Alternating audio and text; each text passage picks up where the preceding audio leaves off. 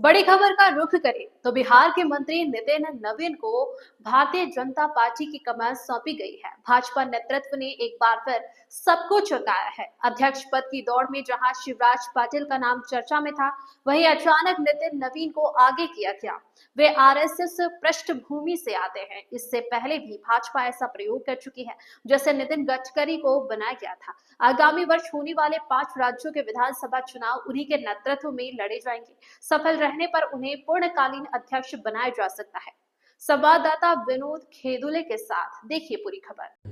बिहार के मंत्री नितिन नवीन के हाथ में भाजपा की कमान, वो मैं इसलिए बोलना चाहता रहा हूँ कि देखिए, बिहार के जो मंत्री है नितिन नवीन, उनको शीर्ष नेतृत्व ने फिर एक बार चौंकाया है। आरएसएस कैडर से आते हैं और 2019 में उनको सिक्किम का प्रभारी बना गया था और 2 साल बाद उनको छत्तीसगढ़ का प्रभारी बना गया है। जो 2016 में उनको जो पुंडेश्वरी थी प्रभारी थी, उनको हटा के उनको प्रभारी बना गया, सह प्रभारी थे उनको प्रभारी बना गया। उसके बाद जिस हिसाब से उन्होंने छत्तीसगढ़ में जो विधानसभा में नेतृत्व किया और विधानसभा में जो टिकट का वितरण हुआ था, वो कांग्रेस की पार्टी को कहीं ना कहीं नुकसान हुआ और भारतीय जनता पार्टी पूर्ण बहुमत के रूप से विधानसभा में आई। लोकसभा में उन्होंने 11 में से 10 सीट जीतकर भाजपा को इनाम दिया है। तो कहीं ना कहीं इसका एक बहुत बड़ा बेनिफिट नितिन नवीन को हुआ है।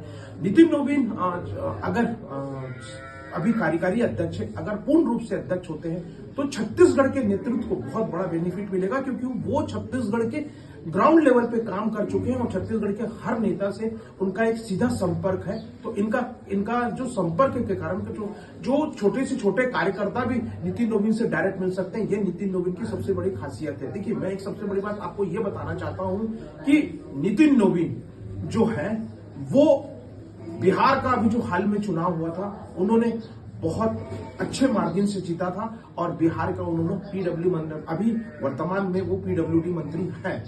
छत्तीसगढ़ के प्रभारी हैं, साथ साथ में भारतीय जनता पार्टी ने जो शीर्ष नेता है उनके ऊपर भरोसा किया है। भरोसा क्योंकि आने वाले जो साल है, जो विधानसभा चुनाव है, 5 राज्यों में विधानसभा चुनाव है, तो उनके ही नेतृत्व में लड़ा जाएगा।